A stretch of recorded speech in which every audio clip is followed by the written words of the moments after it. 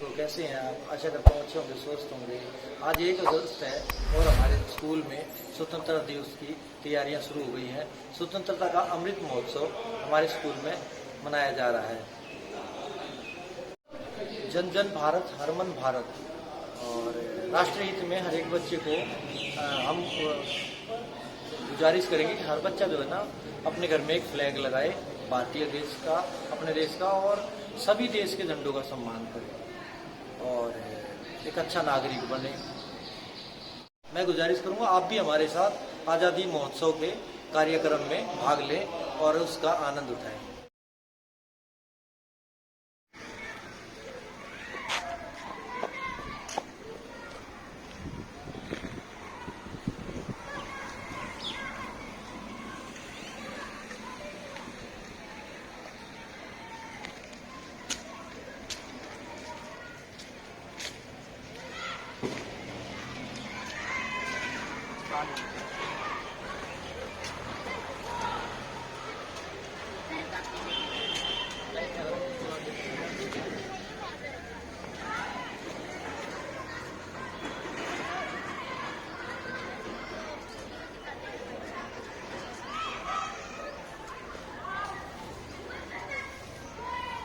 ये हमारे स्कूल के संस्थापक श्री आनंद मुनि जी महाराज हैं, जिन्होंने इस स्कूल की स्थापना की थी।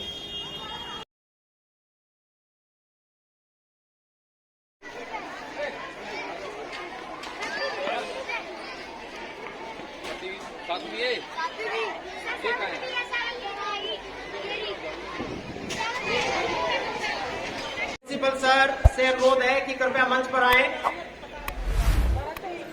शहीद फहीम जी एक बार सर को इन्फॉर्म कर दे।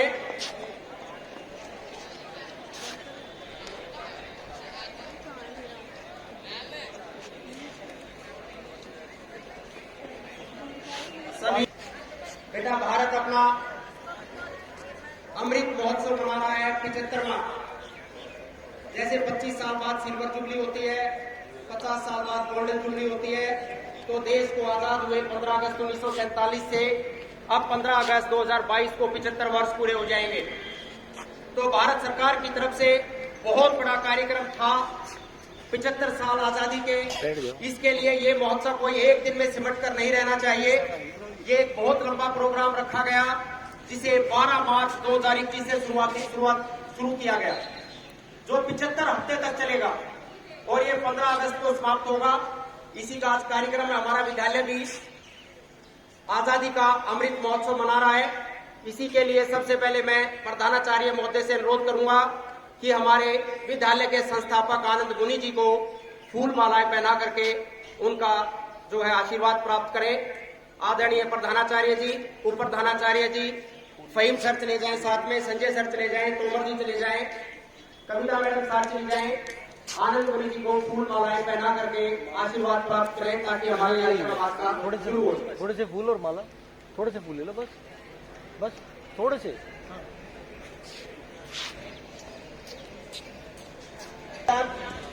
और देश आजाद हुआ और उसमें आने वाले समय में आप अपना क्या योगदान देते हैं, उस आजादी की लड़ाई को महसूस करिए, उसको अपने सपने में सजोए। और सरकार का उद्देश्य यही है कि जो आजादी हमने प्राप्त की, वो आज के बच्चे यही सोचते हैं कि हमने ऐसे ही मौज मस्ती में फ्री में आजादी मिली हुई है, जबकि ये आजादी इतनी आसान नहीं थी। 3 लाख लोगों ने अपने प्राणों की आहुति दी है। बड़े बड़े नेता जेल में रहे हैं। जिस समय वे ऐसो आराम कर सकते थे, वो विदेशों में पढ़ते थे, उस समय उन्होंने आंदोलन किए हैं, जेलों में रहे हैं, भूख हड़ताल की है, अंग्रेजों की लाठियां खाई है। तो उस बात को महसूस करें और आज की युवा पीढ़ी आने वाले भविष्य में अपना क्या योगदान दे सकती है, उसके लिए आप एक समर्पण भाव आपसे चाहिए और इन चीजों को महसूस करें और देश की उन्नति में आपका क्या योगदान हो सकता है, उसको महसूस करें। आज का इस कार्यक्रम का हमारा यही सार है। आनंद मुनि जी को फूल मालाएं पहना दी गई है। सभी बच्चे जोरदार तालियां बजाएंगे बेटा, ताकि उनका आशीर्वाद आज तक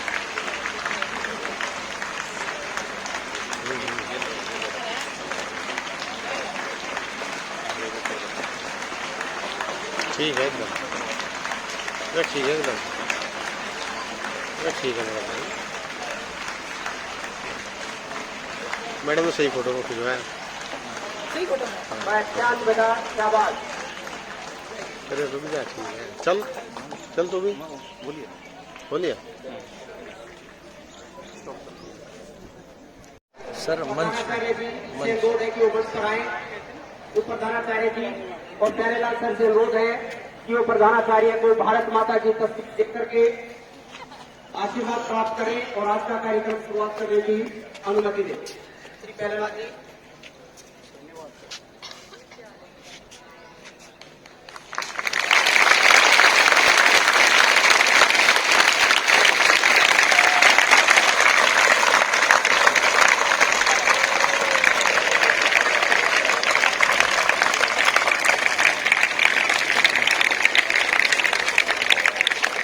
सर बैठिए। भारत माता की, भारत माता की, भारत माता की, वंदे वंदे वंदे। धन्यवाद। फिर क्या बेटा, युवा पीढ़ी थक जाती है जल्दी।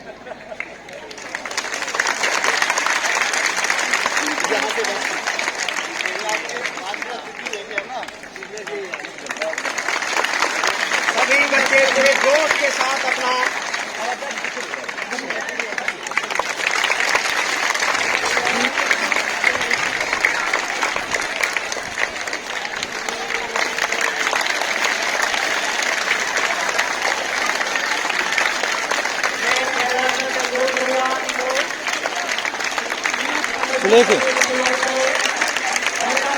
सुलेखन जी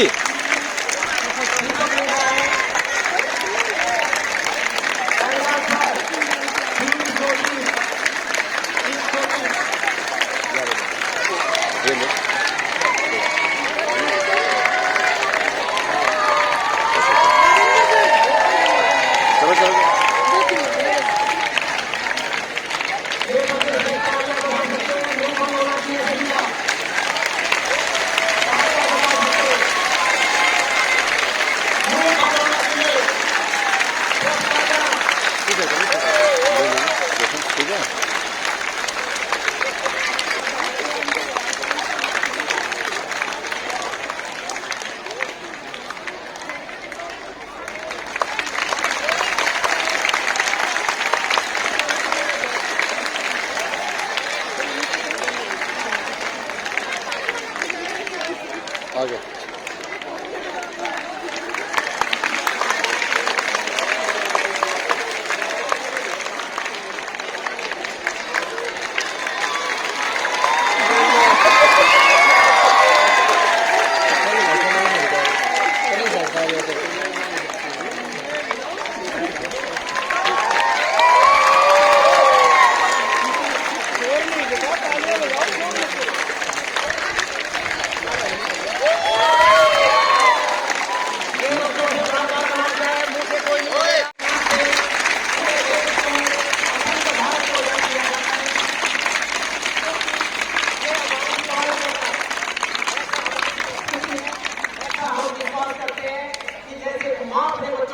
ऐसी हमारी भारत भूमि हमारा पालन पोषण भरण पोषण करती है।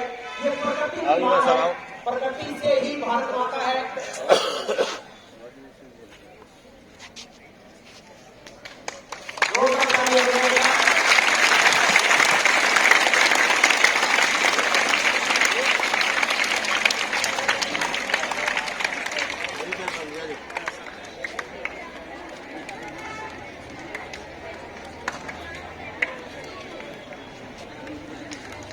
भैया जी एक बार आओगे, इसको ना पकड़ के रखना ऐसे, ठीक है।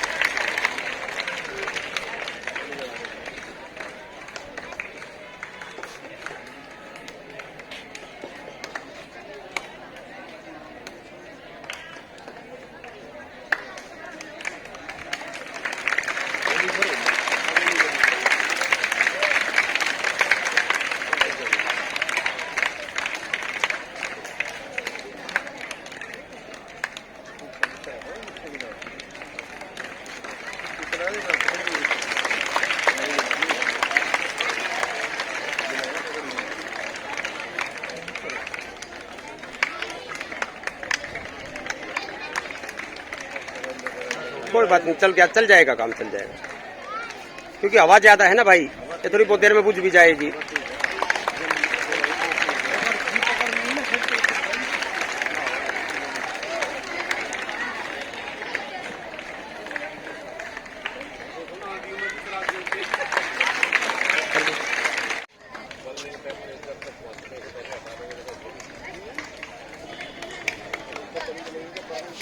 क्लैपिंग।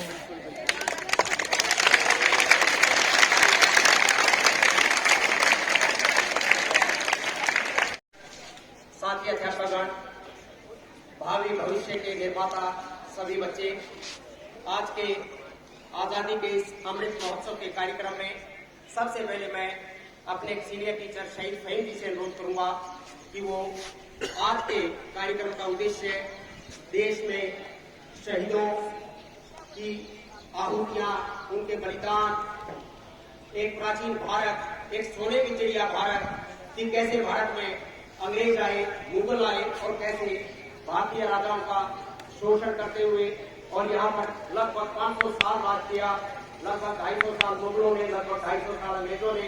तो इसके बारे में आपको भारत के इस लायक और बच्चों को संबोधित करें।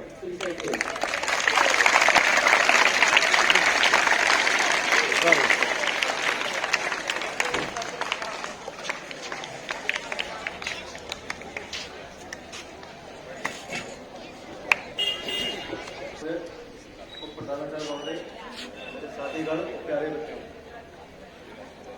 आज मैं आपको भूगोल नहीं पढ़ाऊंगा, इतिहास पढ़ाऊंगा। और इतिहास सब्जेक्ट हमारे स्कूल में है नहीं। इतिहास जितना भूगोल जानना जरूरी है उतना अपने इतिहास के बारे में जानना जरूरी है। जिन्होंने, जिन कौमों ने, जिस समुदाय इतिहास को नहीं जाना वो बर्बाद होगा। तो हमारा इतिहास बहुत पुराना इतिहास है, लगभग 5,000 साल पुराना। सभ्यताएं थी, मिस्र की सभ्यता, मेसोपोटामिया की सभ्यता, चीन की सभ्यता और सिंधु घाटी की सभ्यता। सिंधु घाटी की सभ्यता हमारे देश में स्थित है। मेसोपोटामिया, इराक, मिस्र की सभ्यता नील नदी और हबंगो की नदी पर चीन की सभ्यता, और चारों सभ्यताएं त्रिपाक्षीय नदियों पर स्थापित थी। सबसे पहले सभ्यता का मतलब समझा देता हूँ। सभ्यता किसे कहते हैं?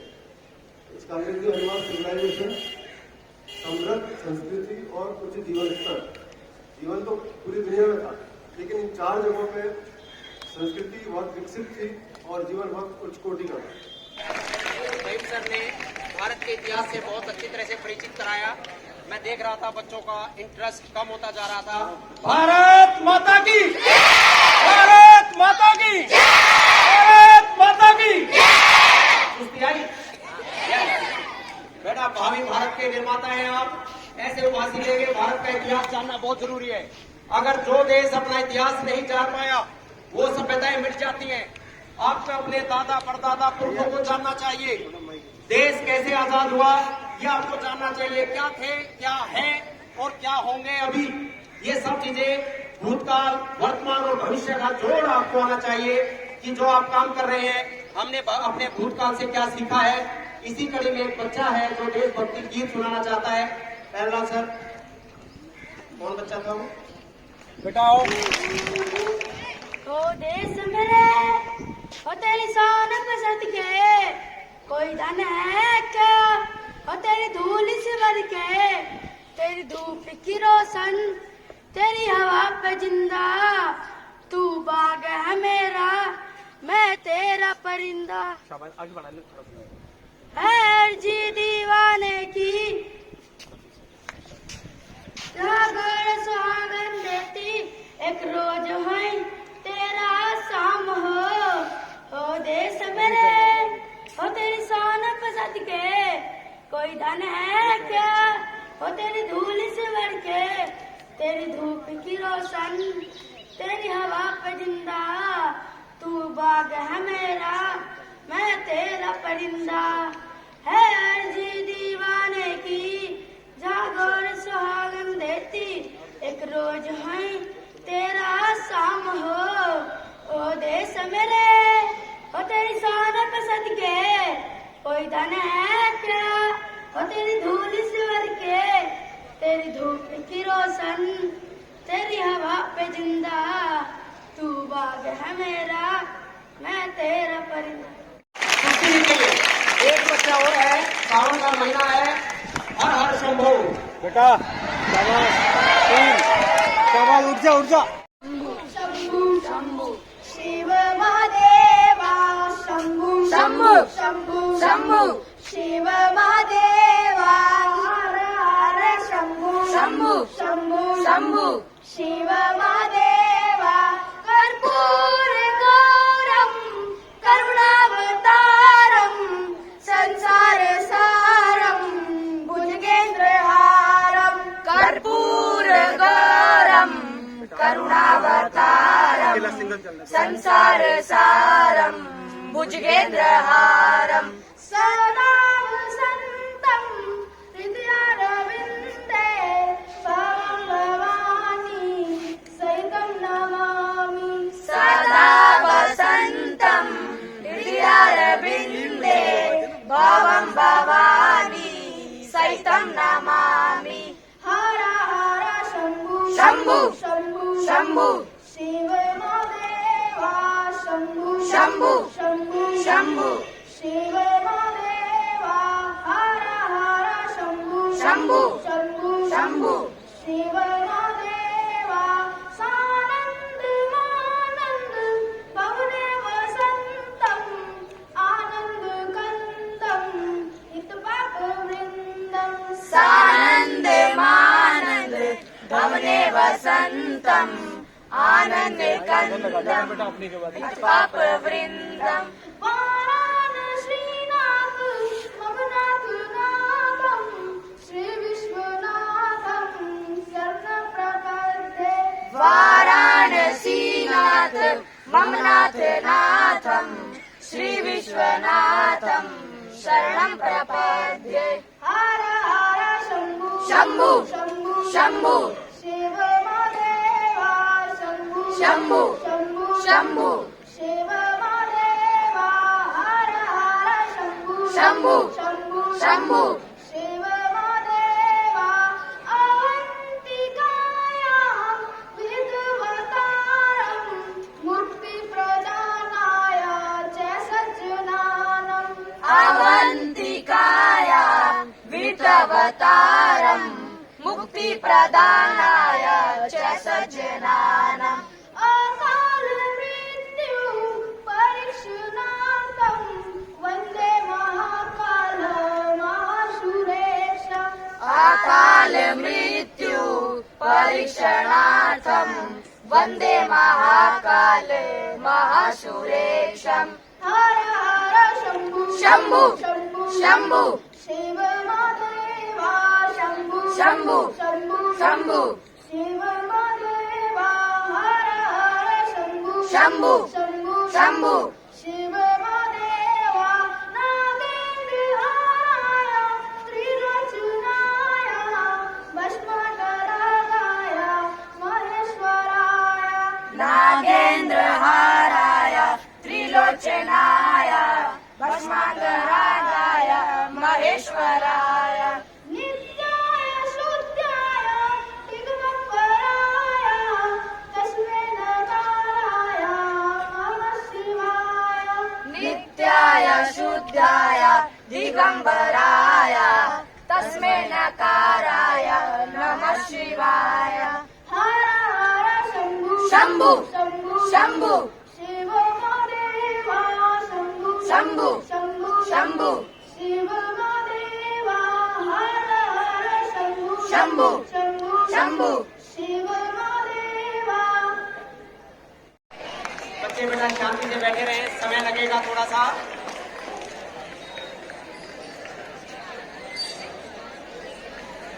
आदरणीय प्रधानाचार्य जी, उप प्रधानाचार्य जी, अध्यापकगण और प्यारे बच्चे, जैसा कि आपको पता है कि हम आज आज़ादी का अमृत महोत्सव मना रहे हैं। बेटा सुनने में कितना अच्छा लग रहा है कि हम आज़ादी मना रहे हैं, लेकिन आपको पता है कि आज़ादी हमें कैसे मिली है?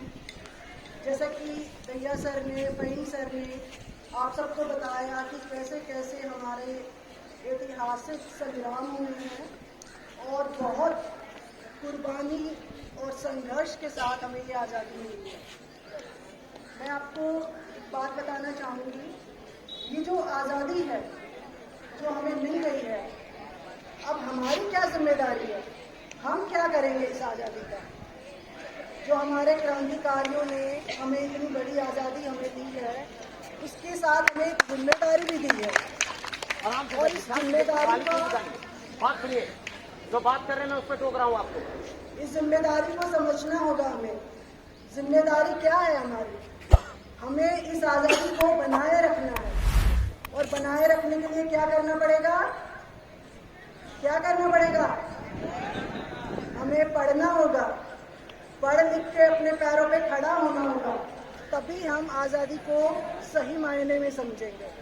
आगे चलकर ये आज़ादी फिर हमसे छीन ली जा सकती है, लेकिन हमें क्या करना है? हमें इस आज़ादी को हमेशा बरकरार रखना है। हमें पढ़ना है, हमें लिखना है और अपने देश को पूरे संसार में आगे बढ़ाना है। हमारे इतिहास को, अपना जो हमारा गौरव है, उसको याद रखना है। आज़ादी को बनाए रखने के लिए सिर्फ यही काफ़ी नहीं है कि हम हर साल आज़ादी मनाएं और उसको फिर भूल जाएं।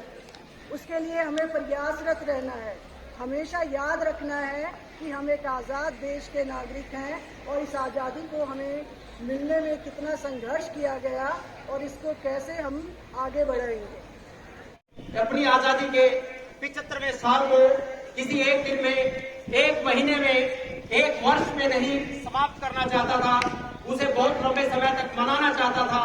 इसलिए उस दिन 12 मार्च को यह सोचा गया।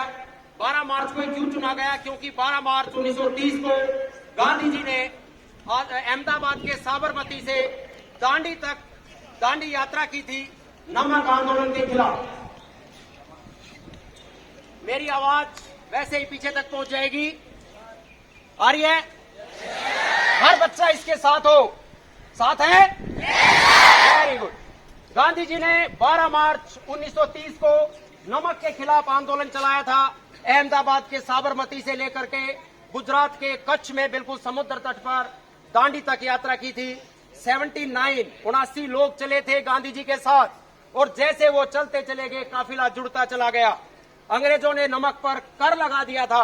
गांधी जी ने सोचा कि हमारी जनता जो पसीना बहाती है, नमक तो फ्री की चीज है, उस पर भी टैक्स होना चाहिए। कितनी छोटी सी बात थी। अंग्रेजों ने कभी सोचा नहीं था कि एक छोटी सी बात तुम्हारे इस इतने बड़े साम्राज्य को नष्ट कर सकती है। वहीं से देश की आजादी की जो है लड़ाई, ये सत्याग्रह स्टार्ट हुआ। 24 दिन में गांधी जी साबरमती से लेकर के और दांडी पहुंचे और वहां पर नमक तोड़ करके, नमक उठा करके, क्योंकि अंग्रेजों ने कहा था भारतीय नमक नहीं बना सकते और ना केवल बना सकते हैं बल्कि खरीदने के लिए टैक्स भी देना पड़ेगा। गांधी जी ने इसका खिलाफत की, लेकिन उनका एक ही बात थी कि अहिंसा, हिंसा नहीं होनी चाहिए। बात यहां आपके संदर्भ में यह है कि काम के प्रति बहुत सारी चीजें ऐसी होती हैं कि आप उसमें नाखुश हो सकते हैं, असंतुष्ट हो सकते हैं, लेकिन उसका तरीका क्या है काम को रोकने का? उसका तरीका है अहिंसा। क्योंकि जन आंदोलन किसी भी देश के लोकतंत्र का आधार होते हैं। हमारे संविधान में लिखा है कि जन आंदोलन कर सकते हैं और इतने बड़े बड़े आंदोलन हुए हैं, लेकिन जन आंदोलन का मतलब ट्रेन फूकना नहीं है। मेरा यहां इस युवा पीढ़ी से कहने का तात्पर्य है कि ट्रेनें नहीं फूकनी, बसें नहीं तोड़नी, गाड़ियों में आग नहीं लगानी, बल्कि अपनी बात को मजबूती से युवा पीढ़ी को जोड़ करके और सरकार तक ये बात पहुंचानी है। जब भीमराव अंबेडकर अमेरिका पढ़ने के लिए गए, गांधी जी ब्रिटेन पढ़ने के लिए गए, उनको नहीं पता था, जैसे आपको भी नहीं पता कितना बड़ा भारत है, हम क्या कर सकते हैं।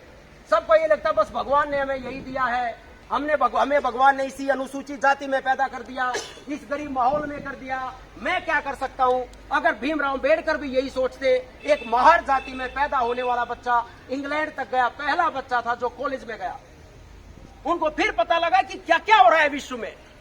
हम तो कुछ भी नहीं है, कीड़े मकोड़े की जिंदगी जी रहे। जितने बड़े रईस थे, एक अंबेडकर को छोड़ दे, सुभाष चंद्र बोस, गांधी जी, नेहरू जी बड़े बड़े परिवारों से थे, यूरोप में पढ़ने गए तो पता लगा कि आजादी होती क्या है, यहाँ तो हम अपना नरक भोग रहे हैं। तब उन्होंने इसका संघर्ष किया, अंग्रेजों को बोला कि आप हमारा देश छोड़िए, और उन्होंने जो है अंग्रेजों से असहयोग किया। यहाँ एक संदर्भ में मैं बताना चाहता हूं कि जब भगत सिंह ने बम फोड़ा था पार्लियामेंट में अंग्रेजों की इस शोषण के खिलाफ, तो बहुत सारे लोग कहते हैं कि गांधी जी ने उसको सपोर्ट नहीं किया। अगर गांधी जी चाहते तो उनकी फांसी को रोका जा सकता था, लेकिन गांधी जी कहते थे कि मैं रोक सकता था, लेकिन रोकने से ये भावी पीढ़ी को गलत संदेश जाता कि जब भी कोई सरकार के कार्यों से असंतुष्ट हो तो बम फोड़ो। तो बम फोड़ना इलाज नहीं है। ठीक है, आने वाली पीढ़ियां मुझे इस बात के लिए कोसेंगी कि मेरे कहने की वजह से अगर मैं कह देता तो भगत सिंह की फांसी बच जाती, लेकिन मेरी बात, विचार रहने चाहिए। बात है विचारों में। विचार थे क्या? अहिंसा, सत्य, आदर्श, स्वराज। स्वराज का मतलब अपना राज नहीं है, स्वराज का मतलब है खुद पर राज। हमने कभी गांधी जी को ध्यान से पढ़ा ही नहीं। अगर आप गांधी जी को पढ़ेंगे तो उस जैसा महान आदमी, टाइम मैगजीन में 1930 में उनकी फोटो छपी, और तब उन्होंने कहा कि एक ऐसे लंगोटी वाले आदमी ने भारत के लिए कितना बड़ा आंदोलन खड़ा कर दिया है। तो कहने का मतलब है कि आपके विचार रहने चाहिए। एक छोटी सी कहानी बताऊंगा।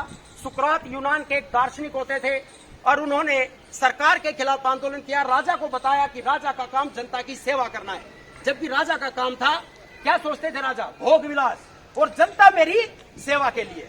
लेकिन सुकरात ने बताया नहीं, आप जनता की वजह से हो, जनता आपकी वजह से नहीं है, और राजा को यह करना चाहिए। सारे लोग उनके साथ हुए। राजा ने सोचा कि ऐसे तो मेरा शासन बिगड़ जाएगा, और उनको फांसी के लिए जेल में बंद कर दिया। उनके शिष्य थे एक प्लूटो। हम पॉलिटिकल साइंस में सुकरात पढ़ाते हैं, प्लूटो पढ़ाते हैं, और उनके शिष्य अरस्तु को पढ़ाते हैं। प्लूटो जेल में गए, सेटिंग की बड़े तेज थे, और उनको कहा सुकरात को कि हम आपको छुड़ा रहे हैं, आप चलिए। लेकिन सुकरात ने जेल से जाने से मना कर दिया। क्यों? कि आज मैं तो बच जाऊंगा, लेकिन मेरे विचार खत्म हो जाएंगे। विचार रहना जरूरी है, बात रहनी जरूरी है, और वही बात आप में भी है। जब तक आप इस दुनिया से बाहर नहीं सोचेंगे तो एक अच्छे भविष्य का निर्माण नहीं कर सकते। तो भारत सरकार का ये जो 75 सप्ताहों का जो अमृत महोत्सव है, ये यही युवा पीढ़ी को संदेश देता है कि आने वाले पीढ़ियां भी बहुत अच्छा कर सकती हैं। अपनी आजादी को सोचिए, समझिए, अपने दादा परदादा से, सेनानियों के परिवार से मिलिए, शहीदों के परिवार से मिलिए। मैं देखता हूं बच्चा आधा घंटा नहीं बैठ पाता। हमारी फौज का सैनिक 12-12 घंटे सरहद पे खड़ा रहता है। -60 डिग्री टेम्परेचर होता है, कहीं 40-50 डिग्री टेम्परेचर होता है। वो बैठता नहीं आप की तरह। मैं बच्चों को बोलता हूं आइए, धीरे धीरे आ रहा है। ये युवा पीढ़ी नहीं है। हर बच्चे का एक गेम होना चाहिए। गेम खेलिए, चुस्त बनिए। आपको जी मैं तो विद्यार्थी हूं, मैं क्या कर सकता हूं? अच्छे पढ़िए, पढ़ोगे तो आपको अपने अधिकारों का पता होगा। हम इतिहास पढ़ते हैं, पॉलिटिकल साइंस पढ़ते हैं, नंबर लेने के नहीं पढ़ रहा, उस नॉलेज के लिए पढ़ क्यों रहा हूं? आपने मोबाइल ले लिया, यूज करना नहीं आता, क्या फायदा हुआ मोबाइल का? आपने पढ़ाई पढ़ी लेकिन उसका यूज करना नहीं आ रहा है। तो पढ़ाई को यूज कैसे करते हैं? आप पॉलिटिकल साइंस पढ़ते हैं, लोकतंत्र पढ़ते हैं। मेरे पास 12वीं का बच्चा पहुंच जाता है जिसको लोकतंत्र का मीनिंग नहीं पता होता, जबकि 6ठी क्लास का बच्चा बता सकता है कि लोकतंत्र क्या होता है। 6ठी का बच्चा बताएगा बेटा? मेरा कोई बच्चा? यस बेटा, बताइए लोकतंत्र क्या होता है? लोगों की सरकार। और राजतंत्र क्या होता है? Very good. ये 12वीं सी के बच्चे सुन लें। मैंने कई दिन पहले एक बच्चा खड़ा किया था जिसको लोकतंत्र का मीनिंग नहीं आता था। यानी आप यहाँ 25 लाइन पार करके वहां पहुंच गए, लेकिन आपको पता ही नहीं कि क्यों पढ़ रहे हैं। पढ़ाई का मतलब ये नहीं कि अच्छी नौकरी मिल जाएगी, अच्छे इंसान बन जाएंगे आप, अपने सही गलत का फैसला कर सकते हैं, अच्छी चीजों को चुन सकते हैं। लाइफ में हमेशा चुनौतियां आएंगी। भीमराव अम्बेडकर के जीवन में बड़ी आई। लोग, टीचर उनको हाथ नहीं लगाते थे, क्लास में अलग बिठा देते थे। एक बार रास्ते में जा रहे थे तो किसी गाड़ी वाले ने उनको बिठा लिया। बिठाने के बाद पता लगा कहाँ के हो? अब जी मैं तो महार जाति का हूँ। गाड़ी से उतार दिया, गाड़ी को धोया। अनुसूचित जातियों के साथ ऐसा व्यवहार होता था। बाद में उनके एक टीचर थे, उन्होंने अपना नाम दिया था उनको अम्बेडकर, ठीक है। और वो एक राजा ने उनको पढ़ने के लिए अमेरिका भेजा। बहुत इंटेलिजेंट आदमी थे। आधुनिक भारत का चाणक्य कहा जाता है भीमराव अम्बेडकर को। मैं उनका नाम इसलिए लेना चाहता हूं कि एक गरीब परिवार से, अनुसूचित जाति से होकर भारत के इतने बड़े विद्वान बने और भारत का संविधान तैयार किया। और ये संविधान आज भी हमारे देश को एकजुट किए हुए है। तो आपसे अपेक्षा है कि हर विद्यार्थी अच्छा कर सकता है। आप एक विद्यार्थी होने के नाते क्लास में अनुशासन। अब आधा हमारी युवा पीढ़ी मोबाइल में बिजी है, बेकार के कामों में। मोबाइल बहुत अच्छी चीज है, लेकिन उसमें से यूज क्या करना है, वो आपको देखने वाली चीज है। ये छोटी छोटी बेटी बात है। तो आजादी के इस अमृत महोत्सव में हर एक बच्चा पढ़ ले कि मैं अपने देश के लिए क्या कर सकता हूँ। आप सफाई रखकर भी देश का भविष्य बना सकते हैं, आप पेड़ लगाकर भी देश का भविष्य बना सकते हैं। हर बच्चा पेड़ लगाए, अपने जन्मदिन पे लगाए, अपनी मम्मी पापा के जन्मदिन पे लगाए, तो कोई ना कोई पढ़ ले कि आने वाले 1 वर्ष में या इतने दिनों में मैं देश के लिए, ये नहीं कि वो क्या कर रहा है। मैं डेली क्लासों में झगड़े देखते हैं, बोर्ड चुप कराते हैं, बेटा पढ़ लो। हर टीचर ये चाहता है हमारे बच्चों के समान है आप, हमें तनख्वाह देने नहीं आओगे। आएगा कोई नहीं आएगा, ना आज तक आया है। लेकिन आपके भले के लिए बात होती है। तो इन सब बच्चों के साथ, इन सब बातों के साथ मैं अपने विचारों को विराम देता हूं और मोहिनी मैडम एक गीत सुनाना चाहती है, तो सब बच्चे यहाँ आजादी का अमृत महोत्सव मनाने के लिए इकट्ठे हैं। लेकिन ये आजादी हमें ऐसे ही नहीं मिली, जिसके लिए हमारे बहुत से वीर सैनिकों ने अपनी जान की कुर्बान किया। उन्हीं वीर सैनिकों की याद में आज मैं एक गीत आपके सामने सुनाना चाहती हूँ। आशा है आप लोगों को सलाम शहीदों को जो खो गए, सलाम शहीदों को जो खो गए, वतन को भुलाकर, वतन को जगाकर जो खुद सो गए। सलाम शहीदों को जो खो गए, वतन को जगाकर जो खुद सो गए। वो तेरा दिले अपनी माँओं के पाले, मगर हो गए गोलियों के हवाले। वो तेरा दिले अपनी माँओं के पाले, मगर हो गए गोलियों के हवाले। आजादी के बदले जवानी लुटा दी, वतन की जातिवादी लगा दी।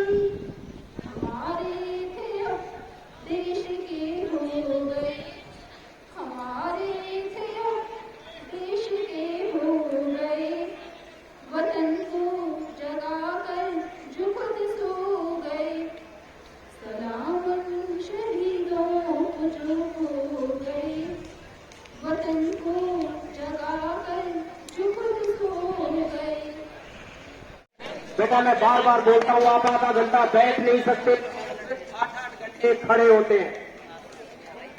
आप क्लास में 6 मिनट बैठने के लिए उससे भी नहीं बैठ सकते हैं। लोग कितने घंटे काम करते हैं। तो अपनी शक्ति को पहचानिए, क्या करना चाहिए क्या नहीं करना चाहिए। आप चुप बैठकर भी बहुत कुछ कर सकते हैं, क्योंकि आप दूसरों को पढ़ने दे सकते हैं।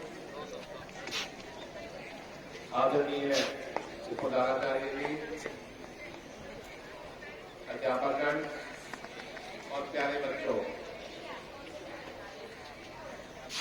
बहुत लंबे समय के बाद 25 जनवरी 2020 के बाद आज आप मंच के सामने बैठे हैं, कोई कार्यक्रम चल रहा है। लगभग 2.5 साल बाद इतनी बड़ी महामारी पूरे विश्व में आई, लेकिन उस महामारी का हम सभी ने मिलकर मुकाबला किया और कम से कम उस महामारी की वजह से कम नुकसान हुआ।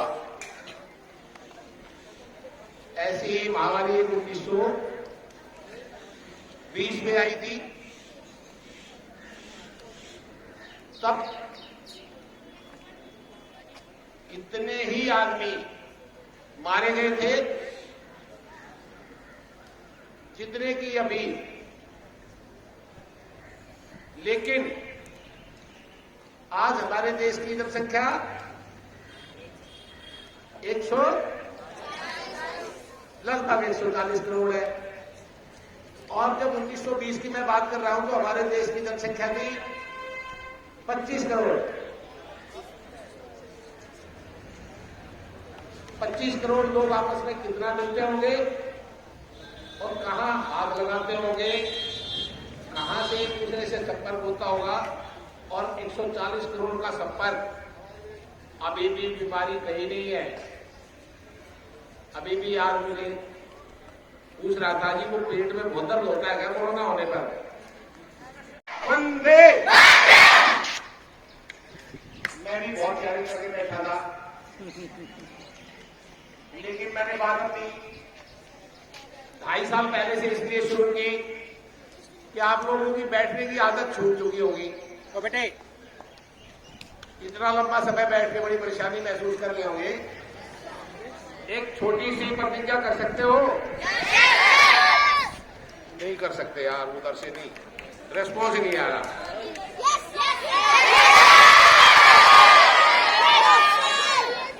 देखो वो पतली 2 लाइनें है ना, उनको आपकी आवाज आपको बहुत देरी बेटा। प्रतिज्ञा कर सकते हो छोटी सी?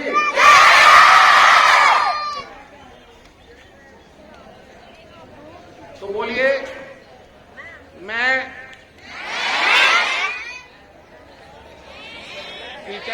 टीचर्स भी बोलने में ऐसे नहीं होगा। देखिए अध्यापकों के बिना तो वो प्रतिज्ञा पूरी होगी नहीं, क्योंकि जब तक खड़े करके हाथ छोड़ वाले बैठे बैठे अपना हाथ आगे कर ले, बैठे बैठे, और टीचर भी आगे कर ले। करिए भाई। मैं प्रतिज्ञा करता हूं अपनी कक्षा में, अपने स्कूल में कहीं भी कोई खुले स्थान पर नहीं फेंकूंगा। किसी भी वॉशरूम में मैं कोई तोड़फोड़ नहीं करूंगा।